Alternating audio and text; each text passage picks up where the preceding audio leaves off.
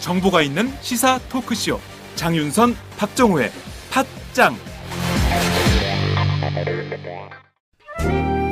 와우! 거래처 노총각 김대리 드디어 장가 간대요.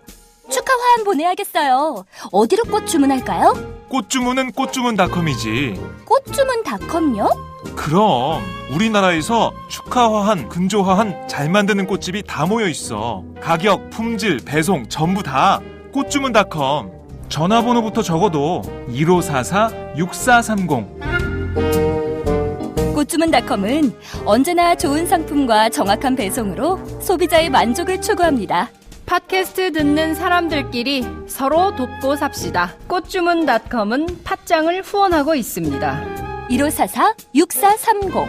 꽃주문닷컴 1544-6430. 꽃주문닷컴은 현재 회원사도 모집 중입니다. 전국에 계신 꽃집 사장님들 지금 당장 전화주세요. 꽃주문닷컴은 생산자, 유통자 모두를 보호합니다.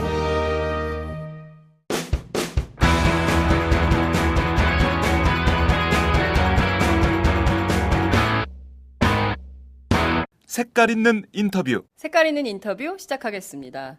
어버이연합이 개그 작가 그리고 JTBC 기자를 상대로 명예훼손 소송을 제기했죠. 재향 경우에는 자신들이 어버이연합에 재정 지원을 한 것은 청와대 우병우 민정수석과 관계가 있다. 이런 의혹을 제기한 백혜련 더불어민주당 당선인도 고소한 바 있습니다. 현재까지 검찰은 이번 사건과 관련해서 수사에 큰 속도를 내지 않고 있는 이런 상황인데요. 오히려 어버이연합 그리고 관련된 유관단체들이 역으로 문제를 제기하는 이런 상황인 것입니다. 물타기하고 있는 거 아니냐 이런 비판도 나오고 있는데요. 오늘은 이 문제를 좀 짚어보도록 하겠습니다. 백혜련 당선인 저희 스튜디오에 지금 나와 계십니다. 어서 오세요. 네, 안녕하세요. 네. 반갑습니다. 저희 스튜디오에는 처음 나오시는 것 네, 같습니다. 저희가 그렇습니다. 지난번에 선거 중에 박정호 기자가 현장에서 취재를 한 적이 있는데요. 이렇게 스튜디오 출연하시니까 좀 어떠십니까? 되게 생각보다 시설 좋은데요? 생각보다 시설이 좋다. 예, 네, 맞아요. 근데 네. 저희가 이게 대회의실이고요. 네. 이렇게 보시면 아시겠지만 뒤에 의자 이런 거 네. 막 정돈되지 않은 상태로 있다는 말씀을 좀 드리겠습니다. 아시는 것처럼 저희 방송 오마이TV, 유튜브, 유스트림, 아프리카TV 그리고 페이스북으로도 지금 현장 생중계되고 있습니다. 여러분 지금 어디서 보고 계십니까? 백혜련 당선인께 응원 메시지 주시면 제가 실시간으로 소개해 올리도록 하겠습니다. 20대 국회 19대 때는 네. 잘 안 됐었어요. 네. 우여곡절이 많았죠. 굉장히. 예, 그러니까요. 네. 예, 그러고 이제 그 20대 국회에 들어서게 됐는데요. 또 남다르실 것 같아요. 4년간의 긴 준비 기간을 거쳐서 의회에 들어오시게 됐기 때문에 이거 해야겠다, 저거 해야겠다 막 생각도 많으실 것 같은데 이제 다다음 주 월요일이면 국회가 개원을 하게 되네요. 네. 좀 어떠십니까? 남다른 각오, 결의 이런 거 좀 있으실 것 같아요. 그러니까 진짜 4년간 사실 그때 19대 때는 좀 제가 준비가 되지 못했다는 생각이 사실 지금은 많이 들어요. 그때는 몰랐는데 네. 4년의 세월이 흐르고 나니까 네.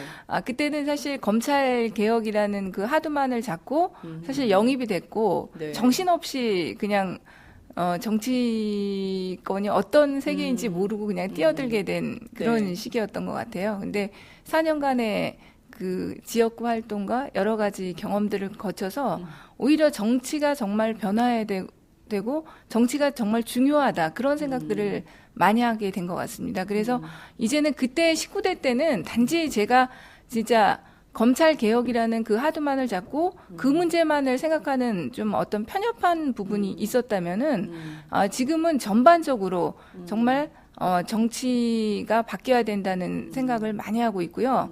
특히 오히려 4년간의 경험을 통해서 검찰 개혁만이 아니라 경제 문제, 또 교육 문제 이런 것들에 굉장한 많은 관심을 가지게 사실 됐습니다.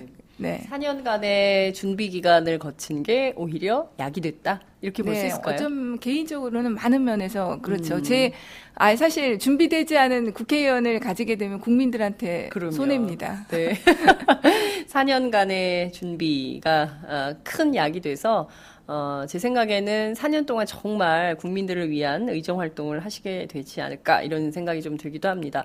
당선되자마자 중책을 맡으시게 되셨어요. 그 어버이연합 게이트라고 불리는데요. 이 사건이 지금 보면 처음에 이제 시사저널 JTBC 언론을 네. 통해서 처음에 알려지기 시작했지만 이게 뭐 거의 고구마 줄기 수준이에요. 계속 파면 팔수록 지금 나오고 있는데 지금 더민주에서 진상조사 TF 만들어서 활동하고 있는데 위원으로 활동하고 계시고요.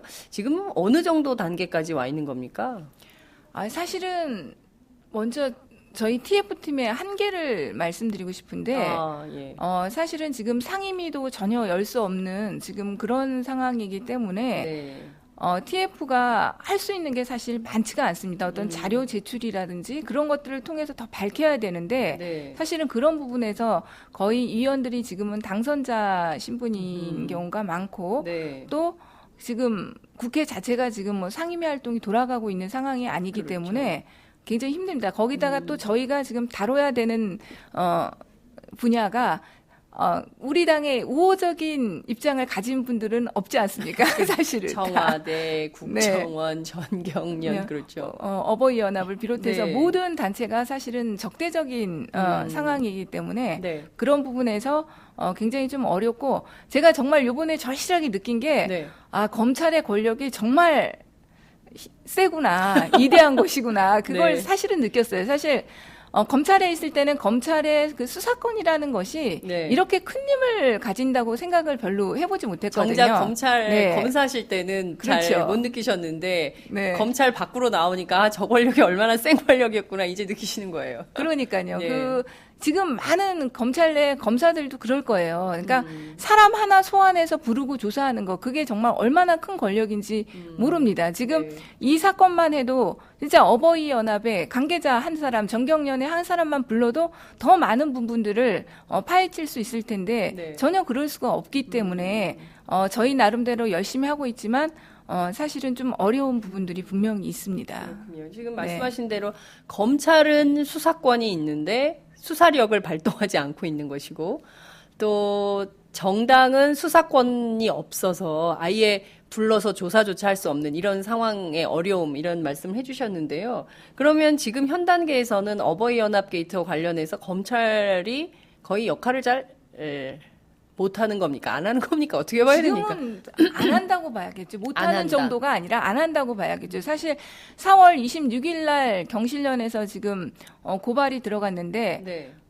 단 한 사람의 소환자도 없을 뿐만 아니라 하나도 진척된 것이 없지 않습니까? 지금 사실 정윤호 게이트와 그 옥시 네. 사태 등 큰 사건들은 지금 계속해서 속도를 내고 그렇습니다. 계속해서 언론 보도가 예. 나오고 있지 않습니까? 예, 예. 그런데 어버이연합 게이트와 관련해서는 오히려 이 두 사건도 정말 중요하고 끝까지 파헤쳐야 되는 사건이지만 네. 어버이연합 게이트가 그 두 사건에 비해서 뒤지는 사건이라고는 절대 볼 수 없는 사건입니다. 그렇습니다. 정말 국기문란 사건인데 네. 실제로 이 사건에 대해서는 이런 방구도 없고 오히려 이 두 사건은 사실 정치권의 이해관계가 충돌하는 사건들은 아닙니다. 사실 그렇죠. 가습기 사건 같은 경우는 온 국민이 분노하고 있고 네. 사실 여야가 가릴 것 없이 다 더 적극적으로 나서야 하는 사건입니다. 그렇습니다. 그러다 보니까 그리고 또 법조 비리 사건도 얼마나 국민들 입장에서는 다 네. 공분을 할 수밖에 없는 네. 사건 아닙니까? 아니 100억이라니 네. 이렇게 되는 거죠. 아무것도 하지 않고 100억이라니 예. 이런 그러니까 공분을 할 수밖에 없는 사건이기 때문에 이 검찰에서 어떻게 보면 이 두 사건에 집중함으로써 어버이연합 게이트 사건은 뒤로 미루고 가리는 그런 역할을 또 이 두 사건이 일정 부분 하는 것도 사실은 있는 상태입니다. 지금. 그렇군요. 그러니까 워낙 정은호 사건, 옥시 사건이 크니까 거기에 이제 상대적으로 이제 또 언론이 잘 다루지를 않고 있어요. 어버이연합 게이트는 조중동을 비롯한 보수 언론들 종편 거의 안 다루고 있거든요. 그러니까 이제 어찌 보면은 그냥 그 수면 아래로 이렇게 내려앉은 그런 현안인데 그래도 이번에 그 개그 작가 그리고 또 개그 콘서트가 큰 일을 하고 있어요. 그 어디로 가 있는지도 알 수 없었던 추선희 사무총장을 불러냈거든요. 그래서 직접 고소하는 이런 일까지 벌어졌는데 그런데도 검찰이 지금 안 움직이고 있어요. 근데 그러니까 이게 역설적인 건데요. 검찰이 전혀 수사를 하지 않고 있기 때문에 오히려 이 추선희 사무총장이나 그리고 저를 고소한 그렇죠. 재경 향후회가 더 이렇게 활동을 할 수 있다고 봅니다. 지금 사실 추선희 사무총장이나 재경 향후회 같은 경우도 검찰에서 수사에 나서지 않을 것이라고 생각하는 거죠, 사실은. 적극적으로 나서지 않는다는 판단이 섰기 때문에 이런 고소를 할 수 있는 동력도 얻었다고 봅니다.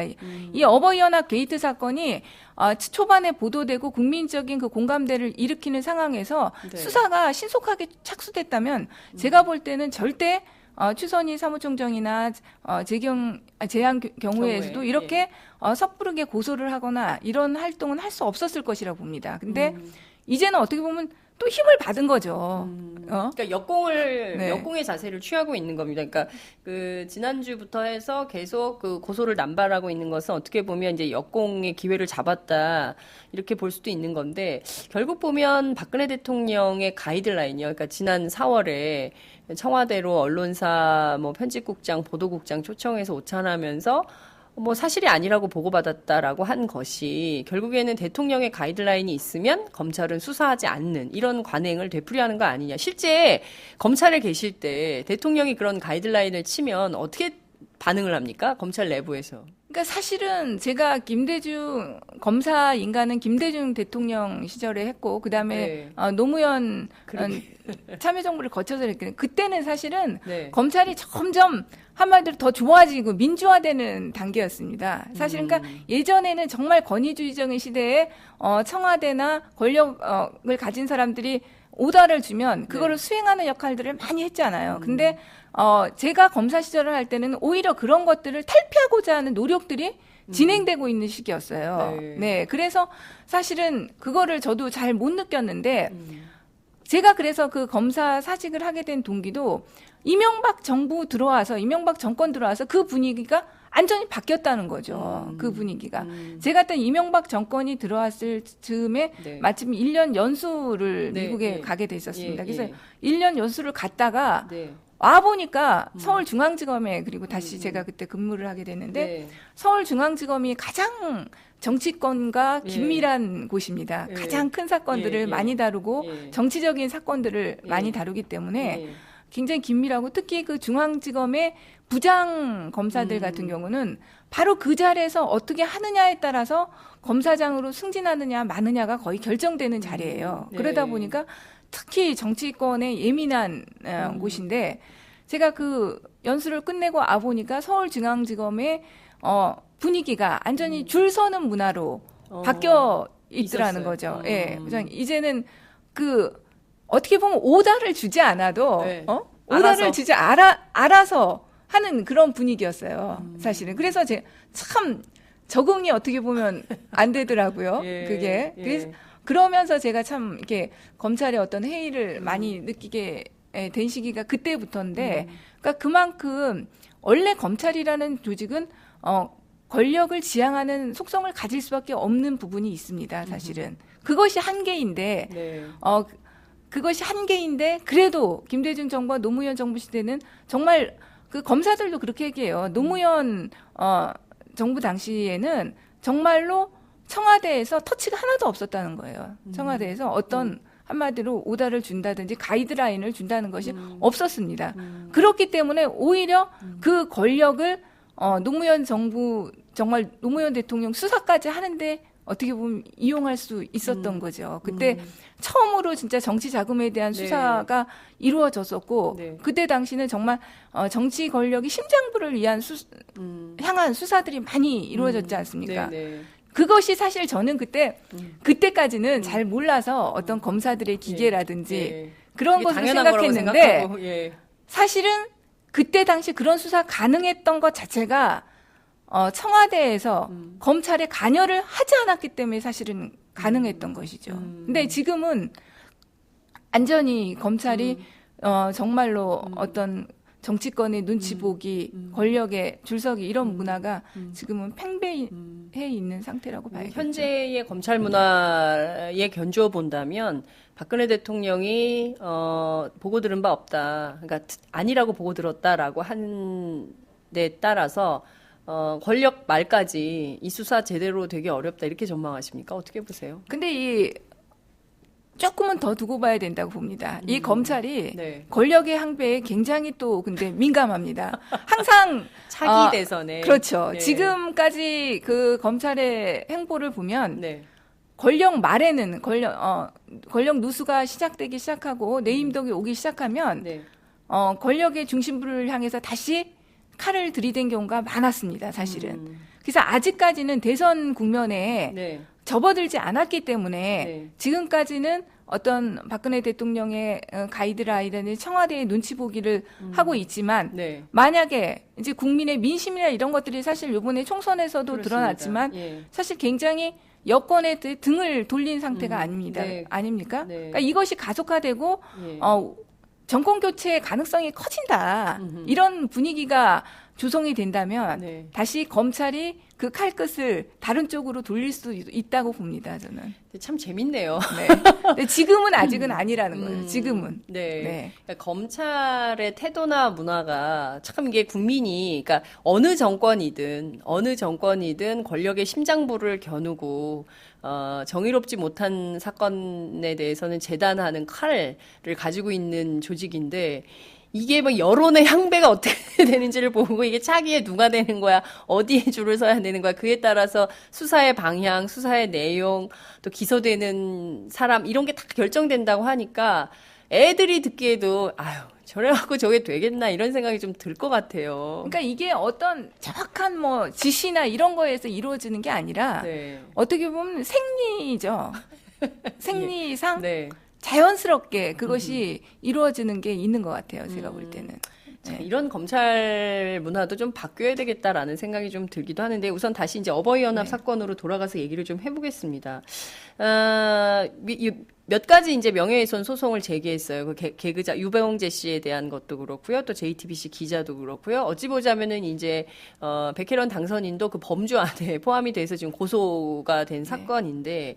앞서 저희가 이제 이게 좀 역공의 칼을 준 거 아니냐 이런 말씀도 드렸는데 이렇게 나설 수 있는 가장 큰 원인은 어디에 있다고 보십니까?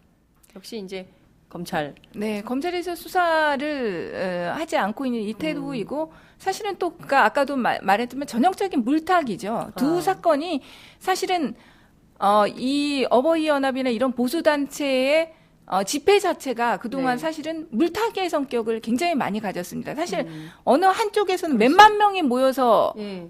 의견을 표출하는 집회를 하는데 여기는 500명도 안 되는 소수의 맞습니다. 사람에 의해서 의견을 하면 그 두 의견이 똑같다고 볼 수는 사실 없는 거 아닙니까? 그렇습니다. 예. 절대 다수의 국민들을 대변하는 입장이 있는 거 소수의 입장을 대변하는 입장이 있을 텐데 그동안 사실 언론 보도나 그런 곳에서는 만약 두 군데서 집회가 이루어지면 네. 똑같이 보도가 됐다는 거죠. 네. 그러니까 사실은 그게 일종의 여론 조작이기도 한 겁니다. 국민들이 분명히 다수가 지지하는 의견이 있고 다수가 동의하지 않는 의견이 있는데 그 두 의견을 똑같은 비중으로 다두고 국론이 분열된 것처럼 이렇게 하게 되면 어느 쪽을 사실은 도와주는 결과가 된다는 거는 자명한 것이거든요. 사실은 그런데 그동안 어버이연합을 비롯한 단체들이 그런데 동원된 게 확실한 것으로 보이거든요. 지금 그렇습니다. 그런 여론을 이렇게 한쪽 일방의 여론이 아니라 네. 이런 의견도 있다 이런 식으로 하면서 그리고 사실 그동안 8년간 진짜로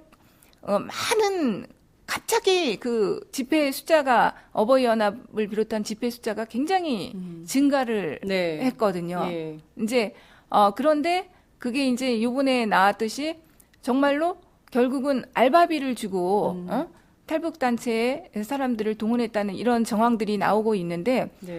그 많은 돈이 진짜 어디서 나왔느냐. 지금까지 나온 거는 이제 세 가지 지금 이제 보도가 이제 있었죠. 이제 네. CJ나 SK 같은 대기업으로부터 직접 지원된 네. 예. 자금이 있었고 또 정경련 같은 경제단체 그다음에 재앙경우회 같은 일반 이런 단체들에서 제가된 네. 것이 있었는데 네. 과연 이 단체들이 정말로 자발적으로 이렇게 줬을 것이냐. 그리고 특히 정경련이나 이런 곳들은 그런 어버이연합 이나 이런 보수단체하고는 사실 고리가 없는 없어요. 곳이지 않습니까? 네. 사실은. 예. 그런데 이 단체에서 이 단체로 돈이 갔을 때는 네. 중간에 누군가가 음흠. 역할을 했을 수밖에 없다는 것이죠. 네. 예. 그 역할을 그럼 누군가 했을 것인가? 그것이 네. 결국은 국정원이나 청와대 쪽에 어떤 모종의 지시나 압력이 있지 않았는가 이렇게 볼 수밖에 없는 상황인 거죠. 제일 중요한 것은 그 자금을 전달하는 과정에 차명 계좌가 이용이 됐다는 것이고 이것은 현행법에 엄연한 그 위반 사유인데 이조차도 지금 검찰은 수사하지 않고 있어요. 그렇죠. 그러니까 검사 출신으로 어떻게 보십니까 이거를? 그러니까는 사실 그 법무부 장관이 그때 국회 상임위에 나와서 네, 법률 검토를 하고 있다 이렇게 얘기를 하시더라고요. 네, 근데 사실은 그 검찰 단계에서 네. 고소장 들어오면 먼저 법률 검토부터 하는 경우가 거의 없어요. 사실은 일단 뭐부터는? 수사를 하죠. 일단 수사를 하죠. 아니 수사를 해야죠. 그래야지 네, 이게 과연 그 나타난 사실관계를 가지고 나중에 법률은 나중에 검토해야 되는 겁니다. 이게 어떤 죄가 될 수 있을지는 그 다음 단계에서 네. 해도 늦지 않는 것이죠. 네. 그리고 그게 일반적인 절차예요, 사실은. 기자가 똑같네. 어떤 사건을 딱 배당받으면 기자들도 취재부터 하거든요. 이 사실관계가 어떤지. 검사는 수사부터 하는군요. 그렇죠. 예, 수사를 예, 해서 예. 정확한 사실관계가 나타나야지 그게 법률 적용도 되고 네. 어떤 법률을 적용할 거지. 진짜 사건이 그때 그런데 이게 안 된다 그러면 네, 그때 예. 단계에 가서 아하. 저기 해볼 수 있는 거죠. 근데 네. 이거는 진짜 금융실명제법 위반 같은 경우는 너무나 명백한 네. 사실일 뿐만 아니라 네. 업무상 배임으로도 고소를 했는데 그것도 업무상 배임 같은 경우도 제가 볼 땐 법리적으로 충분히 가능하다고 생각합니다. 정경련이 이런 단체들을 집회하는데 네. 돈 주라고 세워진 단체가 아니지 않습니까? 그렇죠. 네. 예. 자기의 업무의 범위를 벗어나는 곳에 돈을 제공한 거거든요. 예. 그러면 업무상 배임이 충분히 될 수가 있는 것이죠. 그러니까 저는 정말 이해할 수 없는 게 그 회원 단체들도 지금 다 가만히 있거든요. 그러니까 삼성, 현대차, SK 뭐 이런 국내 30대 재벌 그룹들이 회원사로 다 개별 가입해가지고 이루어진 게 정경련인데 거기에서 누가 그 돈을 주라고 지시를 한 건지, 삼성 회장이 그런 건지, 누가 그런 건지, 그것도 지금 하나도 모르고요. 그리고 또 실제로 이 책임을 지고 있는 상근 부회장인 이승철 씨도 그와 관련해서 답변할 의미가 없다, 이렇게 그 더불어민주당 측의 입장을 알렸다면서요. 그러니까 이게 굉장히 오만한 태도 아닌가 싶기도 하거든요. 그러니까 이게 잘못은 자기들이 했는데 그거에 대해서는 전혀 뭐 그 조사도 안 받고 뭐 국회 요구에 대해서 불응하고 뭐 이런 태도가 계속 있는 건데 중요한 거는 청와대나 국정원 어디가 이 전체를 장악을 하고 컨트롤 타워였나 이걸 좀 밝혀야 될 것 같은데요. 지금 오랜 세월 수사해온 감으로 검사 출신 국회의원으로 볼 때 어떠십니까? 양자가 분리가 될 수가 없겠죠. 왜냐하면 국정원도 국정원 단독으로 움직일 수는 없지 않겠습니까? 네. 그리고 청와대도 청와대 입장에서도 청와대가 직접 움직이기보다는 국정원을 통해서 움직이는 게 또 편할 수 있는 부분이 있고 했기 때문에 네. 어느 한쪽이 아니라 연계되어 있을 가능성이 제가 볼 때는 크다고 봅니다. 네. 그러니까 그 예전에 공안 대책회의라는 게 있거든요. 네. 그리고 김기춘 비서실장이 들어오고 그것이 부활됐다는 그런 뭐 소식이 있었습니다. 근데 그 공안 대책회의라는 것이 사실은 청와대에서부터 다 경찰까지 쭉 일관되게 연결되는 구조거든요. 청와대, 국정원, 검찰, 경찰 모든 것이 다 그 공안 대책회의에서 망라가 됩니다. 그러니까 결국은 그런 어떤 시스템이 이미 구축되어 있기 때문에 양자가 어떤 별개로 움직이지는 않았을 것으로 저는 생각됩니다. 아, 그렇군요. 그렇다면 네. 이게 공안기관 대책회의라는 틀 안에서 이미 자기들끼리 이제 컨센서스가 다 딱 마련이 돼가지고 거기서 어느 어떻게 지원을 해라. 그러면 여기서 정경련을 동원했을 가능성도 있는 거네요. 그렇죠. 그런 식으로 공안기관 대책회의에서 뭐 지금 저희는 이제 하나도 가진 정보가 없기 때문에 그렇지만 기존에 예전에 어떤 공안 대책회의가 이루어졌던 그런 시스템들을 보면 충분히 가능할 수도 있는 구조라고 보입니다. 자, 그런데 이게 지금 복잡한데요. 우선 어버이연합만의 문제가 아니고요. 어버이연합뿐만 아니라 다른 유사단체들, 그러면 뭐 엄마 부대는 괜찮은 건가? 뭐 이런 생각들을 하게 되고, 또 애국청년연합은 또 어떤 거지? 그러니까 왜냐하면 비슷한 단체들이 계층별, 그러니까 뭐라 그래야 됩니까? 계층별로, 또 세대별로, 또 성별로 이렇게 다 나눠져 있기 때문에 이 많은 단체들에 대해서 전부 수사를 좀 해봐야 되는 측면도 있고요. 그리고 또 다른 측면에서는 활동과 관련해서도 너무 광범위하거든요. 그러니까 이게 전반적으로 다 다뤄져야 되는데, 그럼 TF 안에서는 지금 어떤 방향에서 어떻게 좀 진상조사를 이어가고 있는지 궁금한데요. 지금은 일단은 드러난 것 중심으로 네. 이제 하고 있습니다. 지금까지 드러난 것은 정경련에서 어버이연합에 자금 지원한 부분하고 또 재앙경우회에서 한 부분 요것들이 있기 때문에 네. 그 부분 중심으로 지금 하고 있고 나머지 부분들은 정말로 하나도 저희가 지금 어떤 증거라면 증거 이런 것들을 지금 의혹만 있을 뿐이지 네네. 네, 한 부분이 없기 때문에 아직 그 부분은 뭐 다른 단체들은 다루고 있지 않고요. 그 네. 두 부분에 집중해서 하고 있고 앞으로 상임위에서 네. 일단 자료들을 좀 이제 국회가 개원을 하면 네. 자료들을 좀 받아봐야 될 것 같습니다. 각 단체들의 그 활동 현황과 그리고 자금 집행이 어떻게 이루어지고 있는지 네, 그 네. 부분에 대한 자금 내역들을 바라보면 좀 어느 정도 고리들을 찾아갈 수 있지 않을까 이렇게 생각하고 있습니다. 이게 그리고 어버이연합이 굉장히 오랫동안 활동을 했어요. 그러니까 2007년 그 당시엔 한나라당이죠. 한나라당 대선 경선 때는 드러내놓고 일종의 그때 이제 박사모라는 단체도 있지 네. 않았습니까? 그래서 이게 일종의 박근혜 후보 친위 부대처럼 이렇게 행동을 했었던 시절부터 돌아가면 굉장히 오랜 세월 동안 길게, 그러니까 이번에 드러난 것 말고도 그 밖에 다르게 지원받았을 가능성 이런 것도 광범위하게 좀 조사를 해야 되지 않을까요? 네, 그렇게 해야 될 것 같고 제가 볼 땐 어버이 연합의 성격 자체가 네. 제일 초창기하고 좀 요번에 이제 드러난 그 이제 탈북 단체들을 동원해서 집회를 추진한 네. 시기가 조금 변화가 있었던 것이 아닌가 이렇게 봅니다. 사실은 초창기하고 중간. 그래서 네. 제일 초창기에는 정말로 그 탁골 공원에서 네, 네. 어르신들이 모여서 그냥 시국 담론을 하고 그런 식의 아주 그러니까 체계도 갖추지 않은 그런 식의 또 그리고 정말로 나이 드신 어르신들로만 구성된 네. 그런 식의 보수 단체였다고 한다면 네. 이제 그 추선희 사무총장이 들어오면서부터 전격적으로 그러니까 저번에 그 어떤 탈북 단체가 그 인터뷰한 거를 제가 봤는데 네. 추선희 사무총장이 국정원과의 그 연결을 강하게 이제 하고 자기가 뭐든지 다 해줄 수 있다 국정원과 연결해서 할 수 있다고 이렇게 말을 하면서 네. 이렇게 회유를 했다는 그런 그 인터뷰 기사를 네. 본 것 같아요. 네. 그러니까 추선희 사무총장이 들어오면서부터 국정원과도 더 연계가 되고 하면서 또 탈북 단체들을 끌어들이게 이렇게 하면서 그 단체의 성격이 네. 한 단계 더 변화 발전하는 그런 업그레이드. 단계가 예. 있지 않았나 아. 그렇게 제가 볼 때는 좀 보여요. 그러면 이 사건의 핵심은 추선희 사무총장 일 수 있겠다. 그리고 왜냐하면 그 언론 보도에 쭉 나온 걸 보더라도 청와대 이제 허현준 행정관이 주장하는 바하고 또 추선희 총장이 주장하는 바 서로 엇갈리는 측면도 있고요. 금액도 좀 안 맞고요. 네. 그래서 이 사이에서 뭐 배임이나 횡령과 관련된 영역도 있는 거 아니냐 이런 문제 제기도 있는데 참 답답하네요. 혹시 이제 지금은 뭐 이제 국회의원 신분이 되셨지만 뭐 이제 그 검찰에 후배들도 많이 있을 텐데 좀 전화해서 야, 이거 왜 이렇게 속도가 왜 그러는 거니? 이렇게 좀 보셨나요? 좀 뭐라고? 아니 안 알아봤는데요. 네. 안 알아봐도 너무나 그건 자명해요. 네 저기 하고 네. 그 검사들도 뭐 알 수 없는 단계겠죠. 아유, 정말. 근데 제가 볼 땐 그래서 네. 지금 그 추선희 사무총장이나 이렇게 고소를 했잖아요.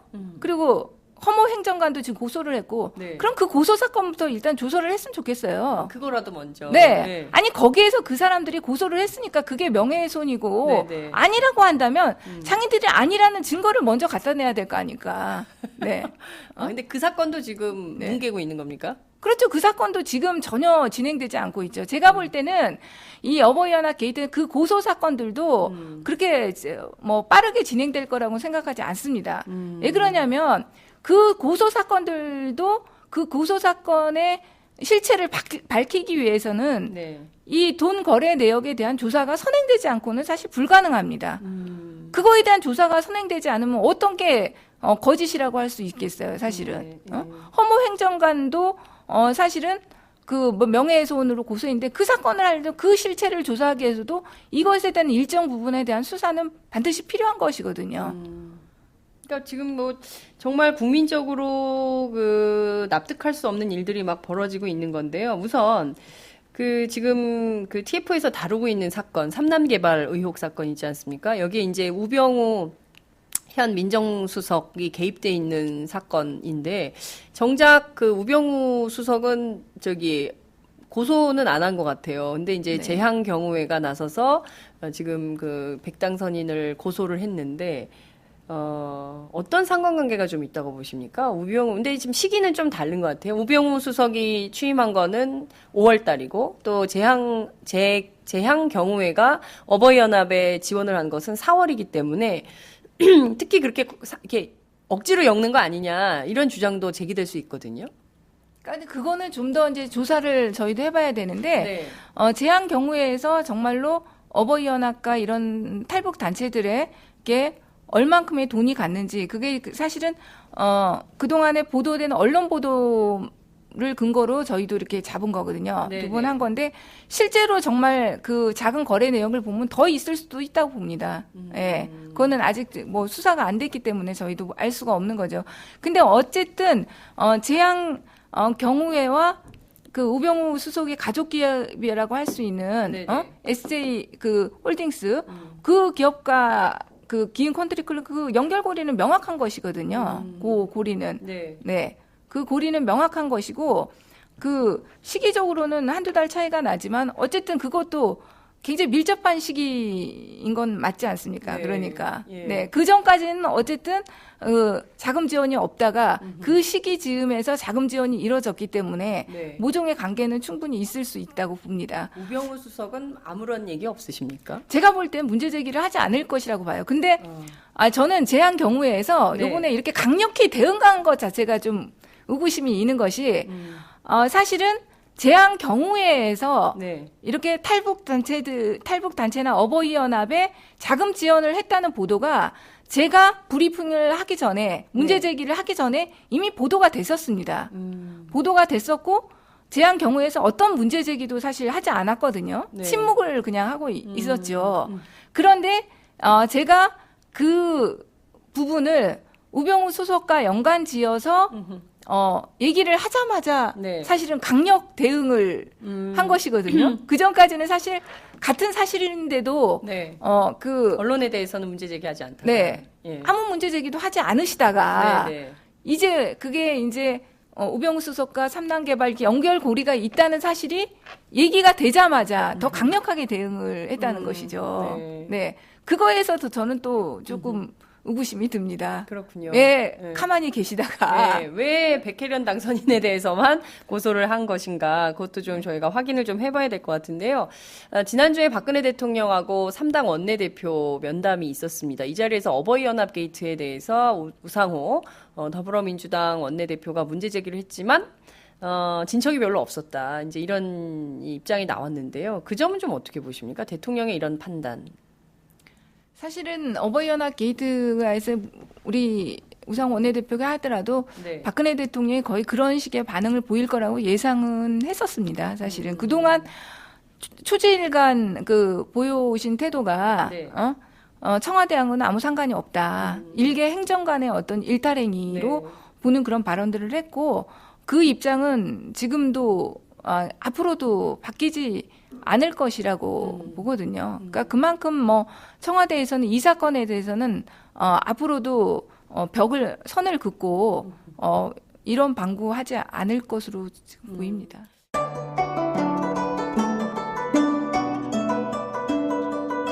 안녕하십니까. 저는 정도전을 15년 전에 최초로 소설로 썼던 작가 임종일입니다. 사실 정도전을 소설로 쓰는 데만 10년이 걸렸는데 그 시절 무명의 고달픈 심신을 양꼬치와 고량주로 달래주었던 풍무 양꼬치. 풍무 양꼬치는 월드컵 4강의 기쁨도 나라골 우습게 돌아가고 분통이 터질 때도 늘 함께했던 안식처이자 사랑방이었습니다. 진짜 정의파인 주인장은 세상을 뒤집어 푼 남자 정도전을 누구보다 먼저 알아보았고 그래서 제 소설 정도전은 역사의 곡이 없습니다. 풍무 양꼬치 역시 맛과 양심이 살아있습니다. 좋은 사람끼리는 꼭 만나야 합니다. 어떻습니까?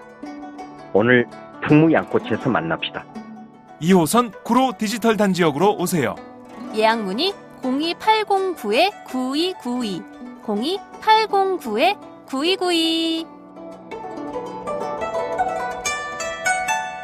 팟짱 애청자라고 하시면 정성 가득 담긴 서비스도 나갑니다. 뭐 다다음 주에 이제 곧 국회 개원을 할 텐데 이게 정당한의 TF다 보니까 뭐 수사권도 없고 계좌 추적권도 없고 그냥 뭐 관계기관에게 이제 그 자료 받아서 조사할 수 있는 정도인데 그러지 말고 국회 차원의 청문회나 국정조사를 통해서 증인도 좀 불러서 얘기를 좀 듣는 이런 방향으로 해야 되는 거 아니냐라는 주장도 있는데요. 그 가능성은 좀 어떻게 보십니까? 이제 특위 차원에서 그건 분명히 논의를 해가지고요. 네.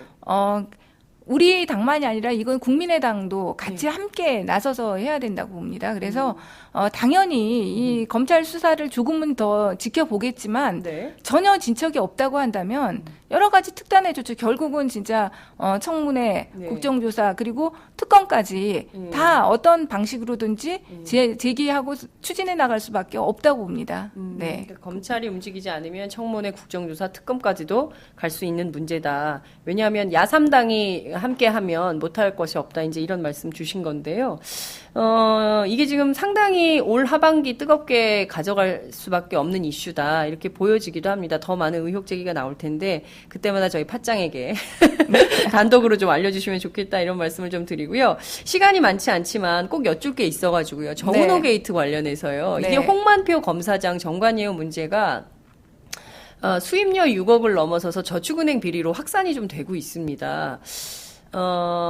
수임료도 깜짝 놀랄. 물론 이제 그 최 변호사의 경우도 더 기야말 노릇이지만 특히 이 정은호 사건과 관련해 가지고 해외 원정 도박을 2번이나 무혐의 처리해준 그 검사장 이게 제대로 된 검사냐라는 비판이 있습니다. 어떻게 보세요?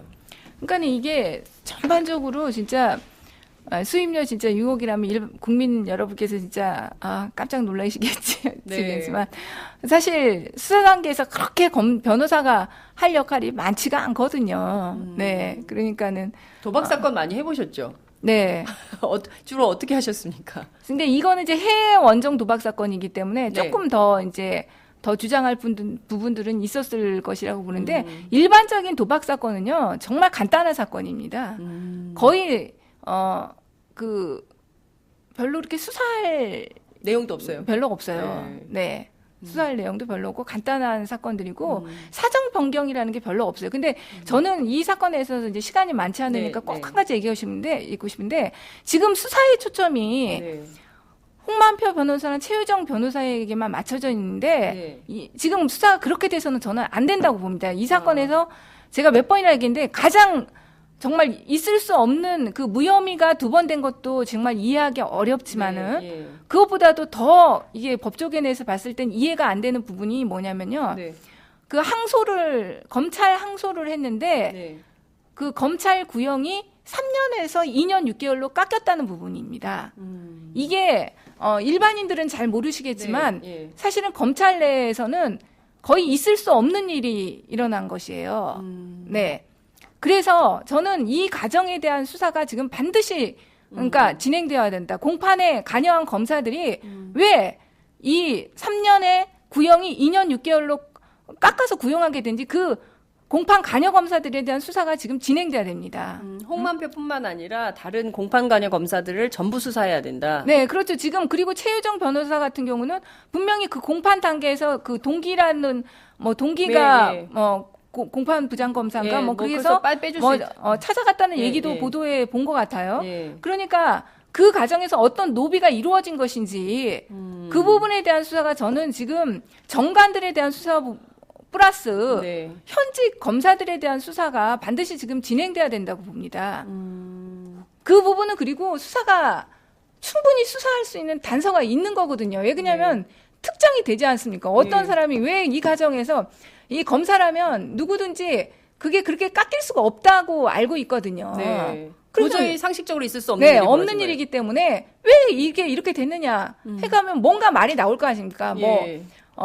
누가 시켜서 그랬다든지 변호사가 와서 이렇게 해갖고 이렇게 보니까 어떻게 했다든지 뭔가가 나올 거 아닙니까? 그러면 수사가 할 수 있는 부분이 많이 있다는 거죠. 실제로 로비에 의한 것인지 네. 또 그 과정에서 금전거래는 없었던 것인지 이런 부분들에 대한 수사가 지금 저는 이루어져야 된다고 봅니다. 네. 지금 그 어버이 연합은 뭐 정부, 대통령, 청와대에 의해서 길이 막히고 사실 이번 사건 정은호 게이트의 경우에는 사실 늘 검찰과 관련된 수사는 전관이든 현직이든 이게 제 식구 감싸기가 있었잖아요. 그래서 늘 그게 이제 비판 여론의 문매를 맞고 이랬는데 이번에도 이게 검찰 내부를 또 그 법조 내부를 좀 뒤흔들면서 갈 수 있는 용기 있는 검사가 있겠냐라는 우려도 있습니다. 그 점은 좀 어떻게 보십니까? 일단 지금 여론의 향방이나 이런 것들에 대해서 검찰도 예의주시했기 때문에 저는 그 일정 부분은 하는 흉내는 낼 것이라고 봅니다. 검찰이요? 지금 예. 하는 흉내는 낼 것이라고 보는데 제가 그 홍만표 변호사 같은 경우는 그냥 탈세 혐의로 거의 끝날 것이다 이렇게 얘기를 했는데 네. 그거는 제가 봐도 더 수사가 얼만큼 진행돼 최유정 변호사의 경우는 사실은 이게 거의 지금 사기죄 진짜 검토도 한다고 하는데 일반적인 그 정가 내우 차원을 넘어선 사기죄에 진짜 가까운 형태의 범죄입니다. 사실은. 그러니까 100억? 네. 그렇기 때문에 이 부분에 대해서는 어느 정도 수사가 이루어질 것으로 예상이 되고요. 홍만표 변호사 같은 경우는 아무래도 밝힐 수 있는 부분들, 아까 제가 말한 그 검사의 구형의 문제 이런 것이 홍만표 변호사를 통해서 이루어졌다든지 그러면 더 수사가 좀 진행될 수 있을 것 같고요. 그렇지 않으면 그냥 탈세의 부분과 관련된 수사로 전결될 가능성이 크다 이렇게 봅니다. 근데 지금 검찰에서 수사 의지를 갖고 진짜 이 사건을 하느냐 마느냐는 제가 볼 땐 검찰 내부를 수사하느냐 마느냐 이걸로 판단을 해야 된다고 보거든요. 네. 그러니까 최유정 변호사나 홍만표 변호사의 사법 처리로 끝진다고 한다면 이거는 실제로는 정말 검찰 내부는 감싼 제 식구 감싼 수사로 용두삼이 되는 수사입니다. 그래서 지금 다시 한번 저는 이 검찰 지금 이 단계에서 이루어진 또 보석도 적의 처리라고 해가지고 이제 처리했다고 하는데 이 부분에 대한 수사들이 반드시 이루어져야 된다 이렇게 다시 말씀드리고 싶습니다. 20대 국회 이제 시작하면 상임위 정하셔야 되는데요. 법사위로 가십니까? 사실은 의외로 선배 이제 의원님들이랑이 법사위를 저한테 권하지 않더라고요. 그래요? 네. 왜요? 생각보다는 네. 또 법조인이 오히려 이렇게 같은 부서에 가는 게 플러스 요소도 있지만 마이너스 요소도 있다. 또 오히려 그 내부 사정을 잘 알기 때문에 더 이렇게 비판하고 더 좋은 방향으로 할 수도 있지만 또 결탁의 문제도 있고 그런 부분들이 있어서 그래서 저도 사실은 고민을 했는데 네. 이 지금 여러 가지 상황으로 봤을 때는 법사위로 가는 것이 맞지 않나 이렇게 생각하고 있습니다. 저희가 지금 약 41분 11초 지나고 있는데요. 지금까지 그 나눠본 그 대화로 볼 때 결탁하진 않으실 것 같아요. 세게 비판을 하면 세게 비판을 했지 결탁해서 뭘 이렇게 뭘 도모하실 것 같지는 않아요. 검찰이 오히려 저 선배 왜 저러는 거야? 아는 분이 더해 뭐 이렇게 할 것 같다라는 생각이 좀 듭니다. 여하튼 국회 법사위가 개원을 해서 국회 법사위가 열리면 이 사건도 세게 다룰 수밖에 없다 이런 생각이 좀 드는데 앞으로 어떻게 될 거라고 전망하십니까? 아무래도 저희 당 같은 경우는 법사위에서 주요 큰 사안 중에 하나가 되지 않을까 싶습니다. 그렇군요. 네. 지금 뭐 옥시 사건, 정은호 사건, 그리고 이제 크게는 어버이 연합 게이트 사건이 3대 사건이 올 하반기 국회를 흔들 최대 사건이 될 수도 있겠다라는 생각이 좀 듭니다. 시간이 없어서 좀 더 길게 얘기를 나누고 싶은데요. 네, 여기서 그러니까, 좀 마무리를 해야 되겠네요. 네, 제가 하나만 더 말씀드리면 이게 너무나 큰 게 이제 동시에 사건이 터지다 보니까 네. 결국은 이슈 중심으로만 가다 보면 결말을 제대로 보지 못할 수가 있습니다. 그래서 국민들께서 계속적으로 관심을 가지고 정말 이슈로만 파묻힐 게 아니라 어떤 성과를 볼 수 있도록 계속 격려해 주시고 도와주셨으면 좋겠습니다. 네. 자주 나오시기 바랍니다. 저희 팟짱이요, 한국에선 유일하게 1시간 동안 정책 설명, 사안에 대해서 국민들께 소상히 설명할 수 있는 기회를 드립니다. 그래서 아시는 것처럼 저희 전 세계 152개 나라에서 시청하고 계신 국민들이 있기 때문에, 이 국민을 믿고, 문제되는 모든 사건에 대해서 국민께 의견을 구하고 함께 갈 수 있다, 이런 말씀을 좀 드리고 싶고요. 시간은 다 됐지만 꼭 응원 메시지가 너무 많아서 몇 가지만 제가 추려서 소개해 드리겠습니다. 이미연님께서 응원합니다. 지금 집에서 청소하면서 듣고 있어요. 하셨고요. SJ111223님께서 제가 무지 기대하는 백혜련 당선자님이십니다. 잘 해주시기 바랍니다. 이렇게 말씀을 주셨습니다. 노무현 대통령님께서 권력을 국민에게 돌려주신 분입니다. 그만큼 열심히 해주시기 바랍니다. 이런 응원 당부 메시지 있었다는 말씀 전하겠습니다. 다 전해드리지 못해서 너무 죄송합니다. 오늘 말씀 정말 잘 들었습니다. 고맙습니다. 네, 감사합니다.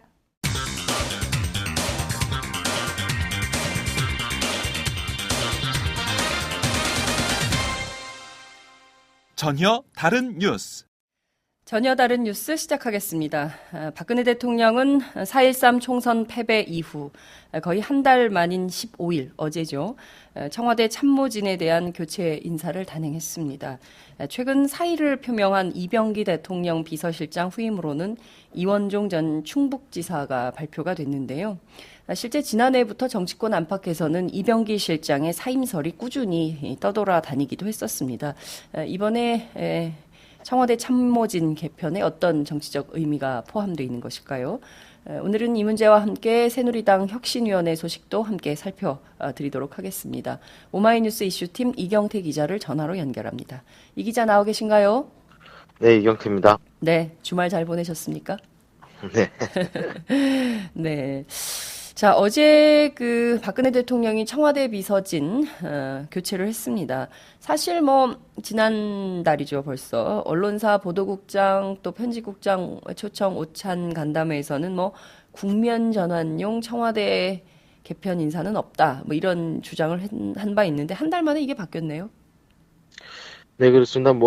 그 당시에 대통령이 개각을 하지 않겠다라고 얘기를 한 적이 있는데요. 실제로 개각은 없었고 참모진 일부만 개편한 것입니다. 네. 우선 1차적으로 이유를 한번 따져보자면 3당 원내대표 회동 이후에 나름 하답했다 이런 조치가 아닐까 싶은데요. 네. 13일 날 3당 원내대표 회동 당시 야권이 님을 위한 행진곡 재창, 네. 이른바 협치 필요성을 많이 강조를 했어요. 네. 여기에 청와대가 개각까지는 아니더라도 청와대 참모진 일부를 바꿔서 우리도 그 같은 협치 의사가 있다. 이런 식으로 의사를 밝힌 것으로 보이고요.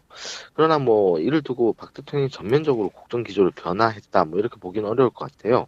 우선 이병기 실장이 20대 총선 후에 박 대통령에게 누군가 책임지는 모습을 보여야 일이 제대로 굴러간다. 이러면서 사의를 줄곧 표했거든요. 네. 그래서 이 비서실장만 교체할 수 없는 문제이기 때문에 다른 참모도 함께 물러나야 되지 않겠습니까? 그렇지만 결과적으로 현정택 정책조정수석만 물러나게 됐습니다. 안종범 경제수석은 정책조정수석으로 수평 이동했고요. 네. 그리고 총선에서 낙천이 돼서 이제 교수로 복귀할 계획이 있었던 강석훈 의원이 경제수석으로 새로 임명됐습니다. 이를 두고 더민주에서는 결과적으로 민의와 동떨어진 청와대 개편이었다. 이런 평가를 내놨었는데요. 네. 결국 박 대통령 국정 기조를 더욱 탄탄히 뒷받침할 수석 비서관이 하나 더 추가됐다는 점에서 이것이 특별한 의미를 가지기는 힘들다. 협치로 보기는 힘들다. 이런 생각을 갖고 있습니다. 네, 그렇군요. 우선 좀 더 본론으로 본론으로 들어가기 전에 임을 위한 행진곡 제창 문제가 굉장히 오늘 첨예한 뜨거운 쟁점, 그리고 또 뭐 국가보훈처에서 오늘 그 입장을 밝힌다는 보도도 나와 있던데요. 이게 뭐 이렇게 중요한 쟁점인가요? 여당 안에서? 특히 이제 청와대 안에서 이 문제를 이렇게 압박할, 만약에 이제 제창을 한다면 8년 만에 처음 제창이다 뭐 이런 얘기도 나오는데요. 아무래도 이게 정권과 아주 긴밀한 관련이 있다 이렇게 봐야 됩니까? 어떻게 보세요? 정권과 긴밀한 관련이 있다기보다는 네. 그 님을 위한 행진곡 재창 여부가 네. 어떻게 보자면은 그 박 대통령의 진정성을 음흠. 확인할 수 있는 그런 지표가 될 수 있다라는 판단이 있기 아, 때문에 협치의 진정성. 네, 그렇습니다. 왜냐면은 박 대통령이 뭐 13일 원내대표 회동 때 상당히 성의 있는 모습을 임하지 않았습니까? 네. 여러 가지 뭐 덕담도 많이 주고받았고요. 네. 그리고 실제로 국회와의 소통도 잘 하겠다 뭐 이런 약속을 많이 했는데 어떻게 보자면은 이 님을 위한 행진곡이 지금 현재 5.18이 그 음흠. 앞에 닥쳐 있는 상황이고 그동안 이 박 대통령이 어떤 유화적 제스처 그리고 청와대 참모진 개편 이런 것보다도 훨씬 더 진짜 박 대통령이 국정 기조를 변화해서 네. 이 하반기를 야당과 협조에 이끌어 나갈 음흠. 국정을 이끌어 나갈 생각이 있다라면 그 보훈처의 태도를 바꾸어서 이 재창을 허락할 가능성이 있다 이렇게 보는 거죠. 그래서 그 점에서 야권이 주목하고 있는 것이고요. 이것이 어떻게 뭐 특별히 뭐 정권에 긴밀히 연결되어 있다 뭐 이런 건 아니겠지만 하나의 하반기 국정 운영을 가늠할 수 있는 지표이기 때문에 좀 주목하고 있다 이렇게 볼 수 있을 것 같습니다. 네. 오늘 아침 조간의 5.18 관련해서 임을 위한 행진곡 재창 관련한 두 개의 보도가 눈길을 끌던데요. 하나는 한겨레 보도고 하나는 조선일보 보도입니다.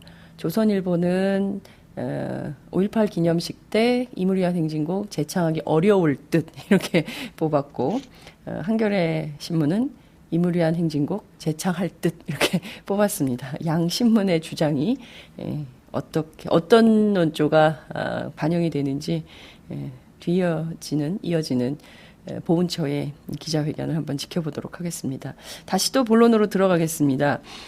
사실 이병기 비서실장의 사임설은 작년부터 꾸준히 흘러나왔던, 아니 어떻게 보면 뭐 이병기 실장 초임부터 청와대와 정치권 주변에서 꾸준히 이제 사임설이 제기가 됐었는데요. 이게 겉으로는 뭐 실제 뭐 4.13 총선 패배에 대한 책임을 누군가는 물어야 된다라는 주장을 하고 있지만 실제로는 문고리 권력에 가로막혀서 뭐 보고조차 제대로 못하고 있었다. 그러니까 의사소통 때문에 그만둔 것이다. 이런 주장이 나오던데요. 관련해서는 좀 어떤 얘기가 좀 돌고 있습니까? 일단 뭐 내부 인사 말을 좀 빌어서 좋게 표현하자면 네. 이병기 비서실장이 수평적인 리더십을 보인다 이런 평가가 있었어요. 아하. 대통령이 주재하는 수석 비서관 회의에 앞서서 비서실장이 따로 이제 실수비라고 수석 비서관 회의를 먼저 주재하거든요. 이 네. 자리에서 특별히 각 수석들을 컨트롤하겠다 뭐 이런 모습은 보이지 않은 것 같아요. 그래서 세세한 내용들을 보고하지 않는다 뭐 이런 얘기를 들었고요. 이런 것 때문에 실제 일을 하는 핵심은 지금 현재 정책조정수석으로 이동한 안종봉 경제수석이고 이병기 비서실장은 뒷방 늙은이처럼 됐다라는 소문이 나돌았죠.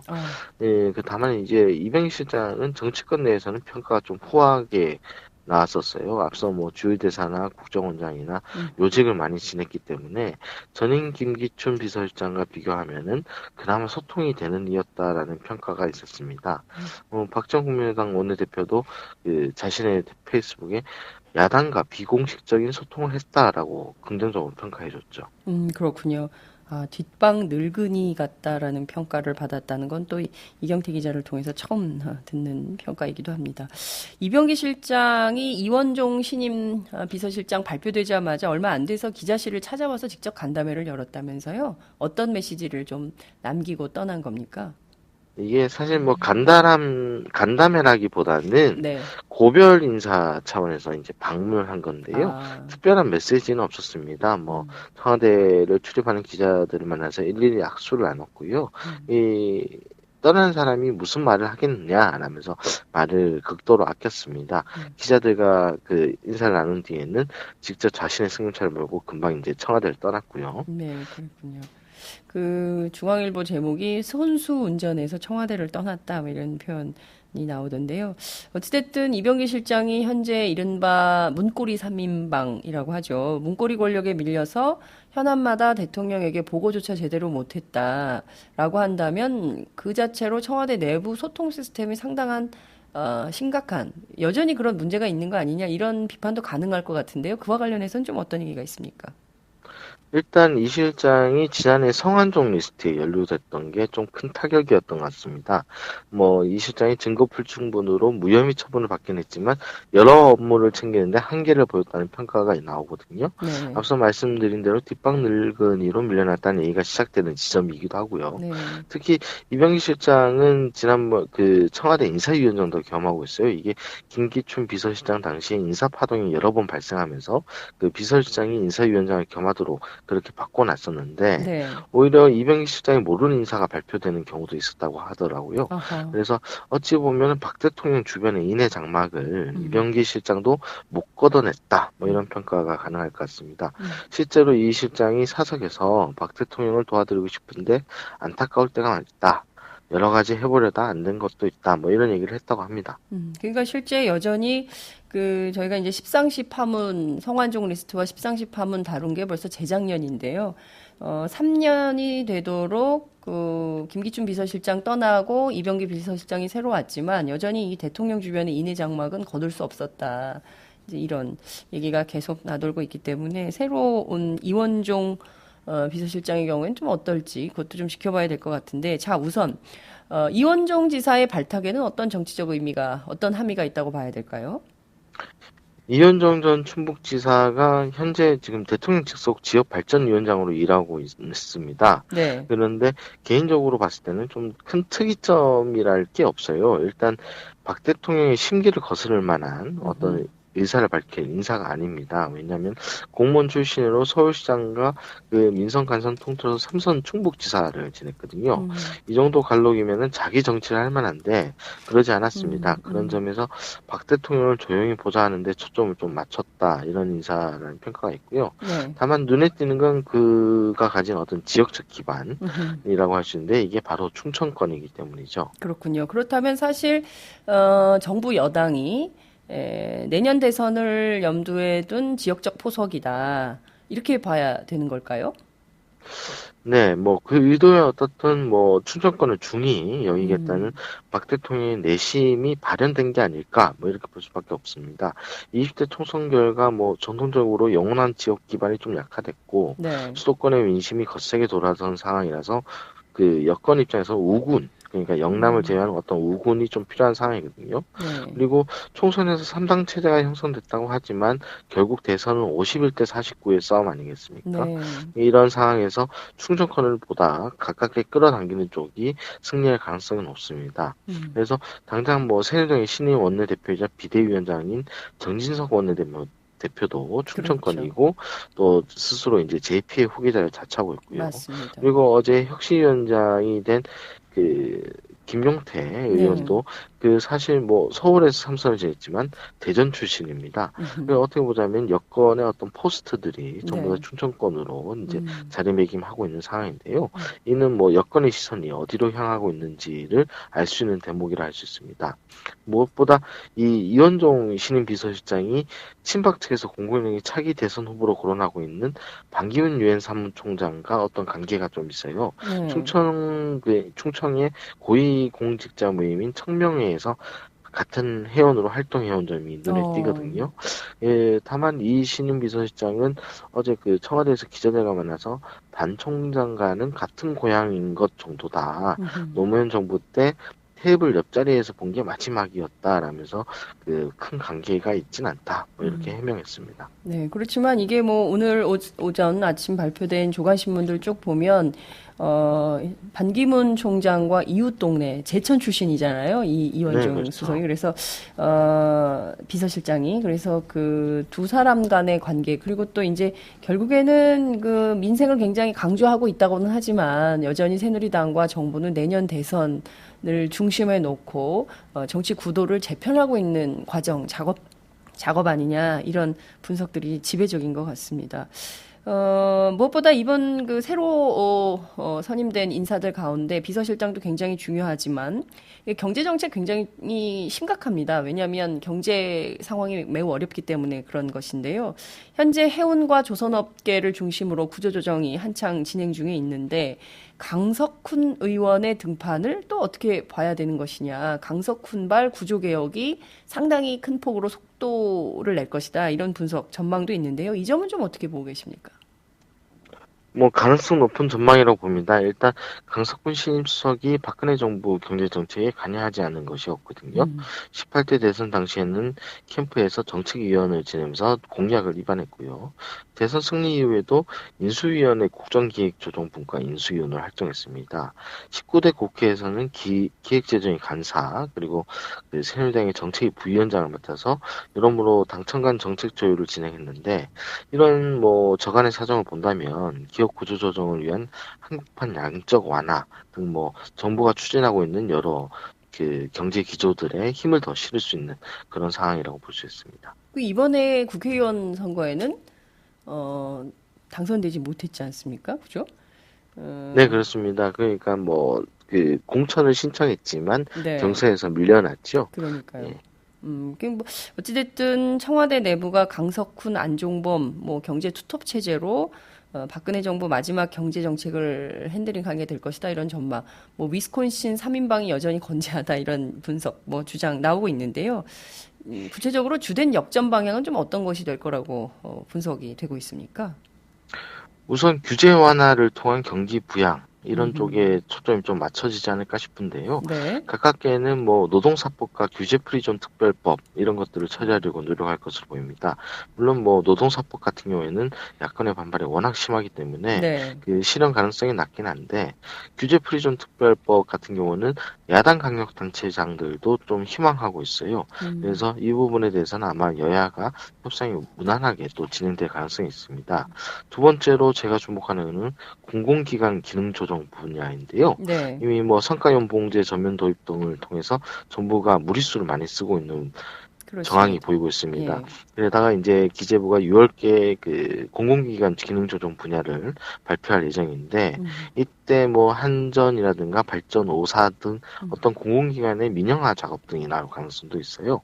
이 특히 뭐 성과연봉제나 이런 공공기관이 변하게 되면 이게 민간으로도 좀 전파가 되거든요. 네. 그렇기 때문에 어떤 그 전반적으로 좀 노동 조건들이 악화되는 그런 상황들이 발생하지 않을까 우려됩니다. 그러니까 결과적으로 강석훈 의원 이제 뭐 수석이 됐죠. 강석훈 수석이 주도하는 방향이라는 것이 결국에는 공공부문의 민영화, 뭐 의료 민영화에 대해서 굉장히 걱정을 했는데 규제는 풀고 또 이렇게 해서 노동 조건은 열악하게 만드는 결과적으로 노동자들을 옥죄는 전략으로 정책으로 박근혜 정부 집권 후반기 노동경제 정책에 기조가 잡힌다 이런 얘기인가요?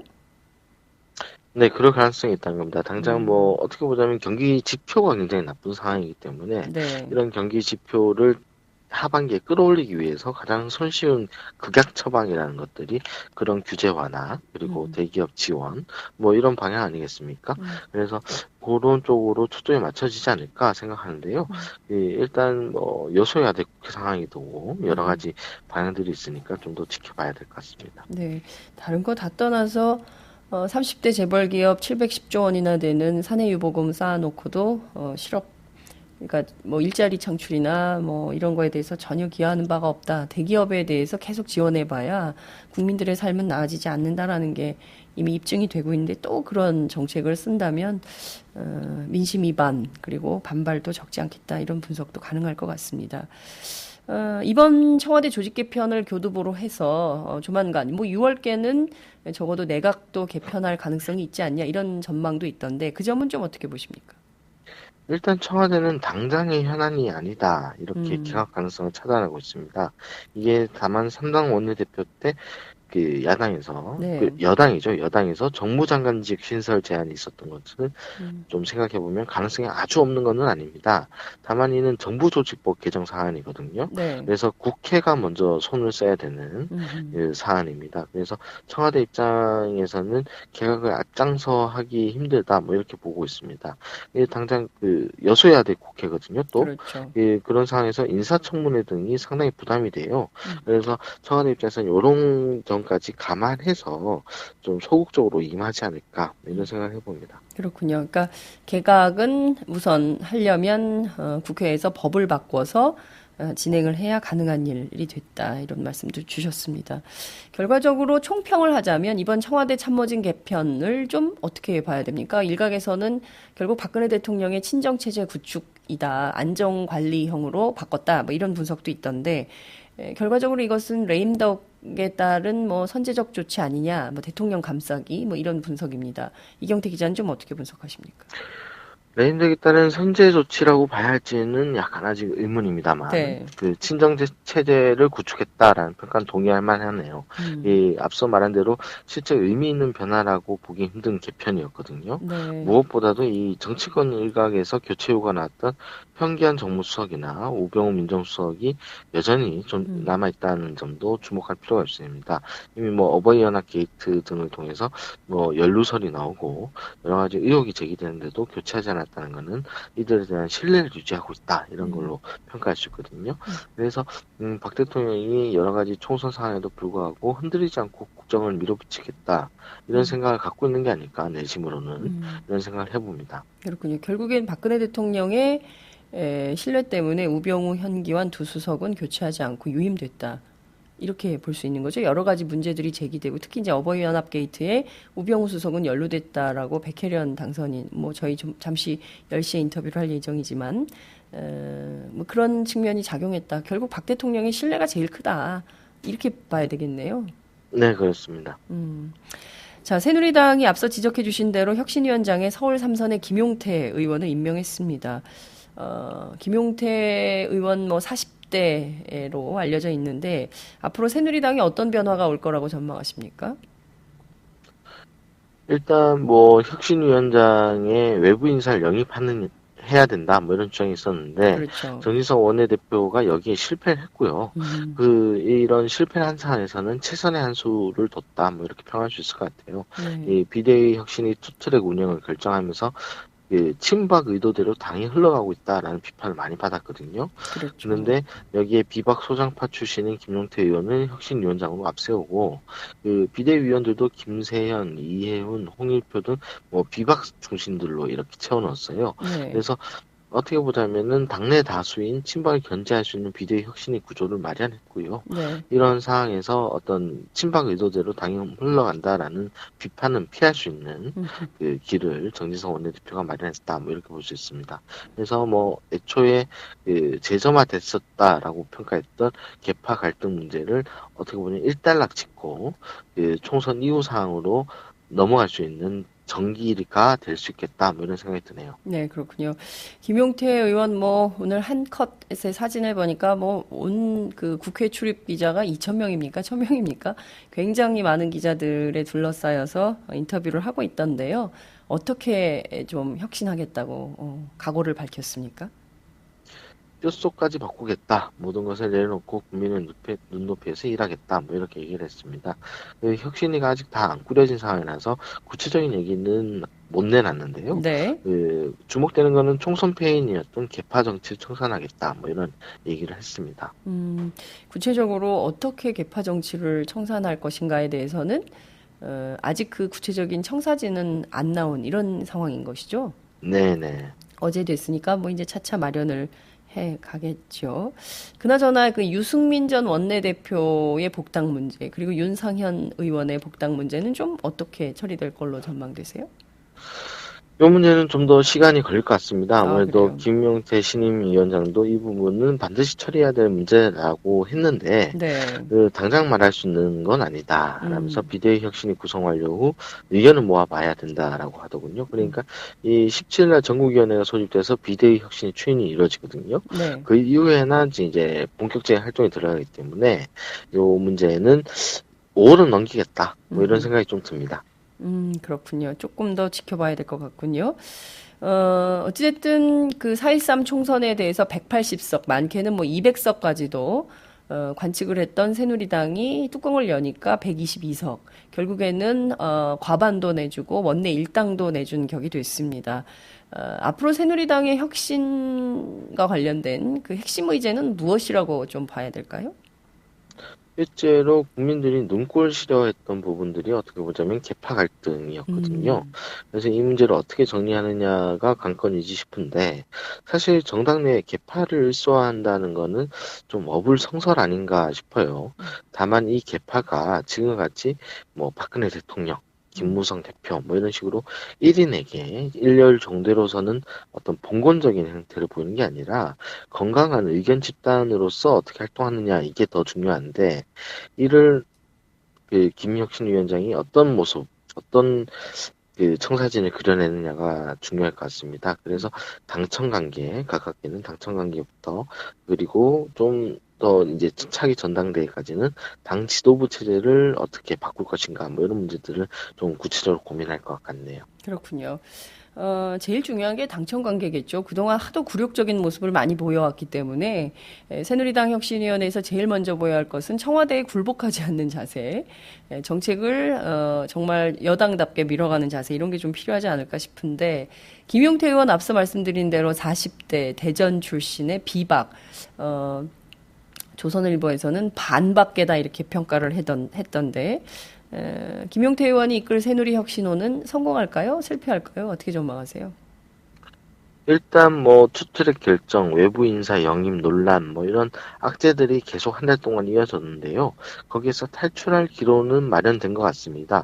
17일 날 전국위원회에서 네. 혁신의 독립성을 보장할 당원 개정안을 마련하기로 했고요. 그 당내 비박 소장파의 반발을 사지 않을 위원장도 선임했습니다. 이제 남은 문제는 혁신위원 인선, 그리고 전당대회인데요. 김 위원장이 파격적인 인선을 예고했어요. 그리고 상의는 하겠지만 내가 결정하겠다 라면서 그 어떤 이 혁신이 주도권을 확실하게 가져가겠다는 뜻을 밝혔는데, 이것을 좀 두고 봐야 되고요. 그리고 그 7, 8월 전당대회가 예정되어 있는데, 여기서 친박 측에서 당권을 재장악할 가능성이 큽니다. 그렇게 된다면은 혁신이가 어떤 혁신안을 마련하더라도 이게 무산될 가능성이 있거든요. 그래서 이 전당대회가 어떻게 흘러갈지 이런 것들도 좀 관건이다, 이렇게 보입니다. 그렇군요. 지금 김용태 혁신위원장의 가장 큰 과제는 7, 8월 어느 시점이 될지 모르겠지만 올 하반기에 있을 전당대회에서 과연 당권을 어느 쪽이 쥐게 될 것이냐. 무엇보다 이제 내년 대선의 잠룡들 있지 않습니까? 남경필 지사는 벌써부터 대선 출마의 뜻을 밝힌 바 있고요. 원희룡 지사 등 이른바 50대의 이른바 혁신적인 보수를 주장하는 세력들이 전당대회에서 어떤 뜻을 가지고 어떻게 뛰어들지, 이것도 좀 지켜봐야 될 것 같습니다. 오늘 말씀 잘 들었습니다.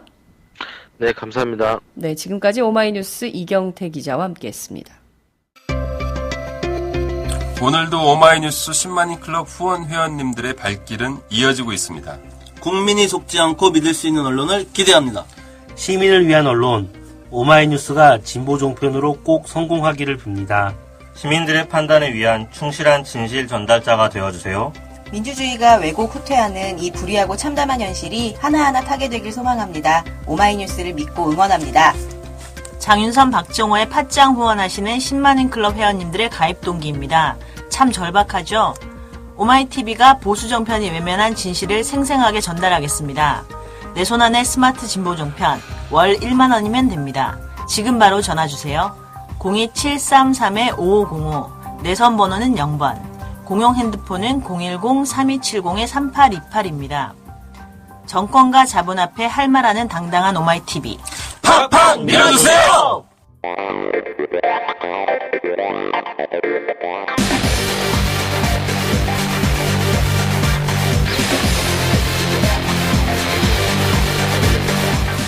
정보가 있는 시사 토크쇼 장윤선, 박정호의 팟짱.